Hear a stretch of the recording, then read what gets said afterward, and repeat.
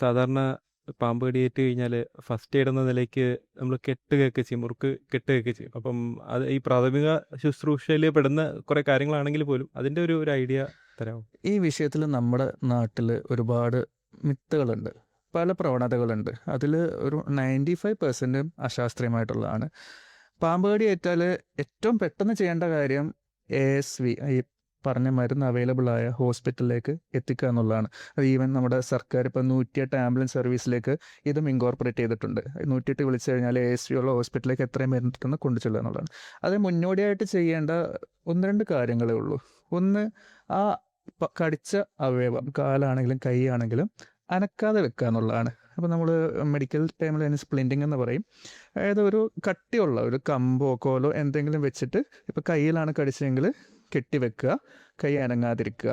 അത് ഭയങ്കര ടൈറ്റായിട്ട് കെട്ടാനും പാടില്ല, നമുക്കൊരു വിരൽ ഉള്ളിലേക്ക് ഇടാവുന്ന ആ ഒരു ടൈറ്റ്നെസ് മതി, അങ്ങനെ കെട്ടുക.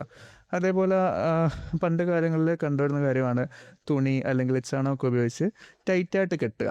അങ്ങനെ ചെയ്യേണ്ട ആവശ്യമില്ല. അത് ആ അവയവത്തിന് കൂടുതൽ ഡാമേജ് ഉണ്ടാവാനായിരിക്കും കാരണമാകുക. കാരണം രക്തയോട്ടം പൂർണ്ണമായിട്ടും ഇല്ലാതായി പോവും.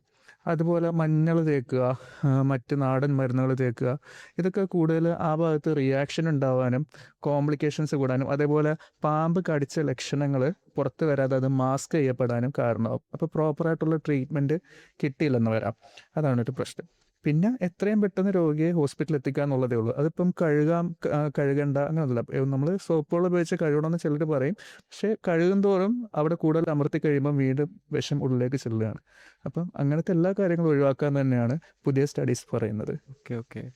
അപ്പം വേറൊരു സംഭവം കേട്ടിട്ടുള്ളതെന്ന് വെച്ച് കഴിഞ്ഞാല് കടിയേറ്റ ഭാഗം മുറിവുണ്ടാവുമല്ലോ. ഉം. അപ്പൊ അവിടുന്ന് ഈ രക്തം വലിച്ചെടുത്തിട്ട് തുപ്പിക്കളയുന്ന അതൊക്കെ അതൊക്കെ സ്വാഭാവികമായിട്ട് ഞാൻ ഈ പറഞ്ഞ പ്രവണതകളിൽ പെട്ടതാണ്. അതൊക്കെ കൂടുതൽ കോംപ്ലിക്കേഷൻ, ഈ രക്ഷപ്പെടുത്താൻ ചെല്ലുന്ന ആളുടെ കൂടെ ജീവൻ അപകടത്തിലാക്കുന്ന പരിപാടികളാണത്.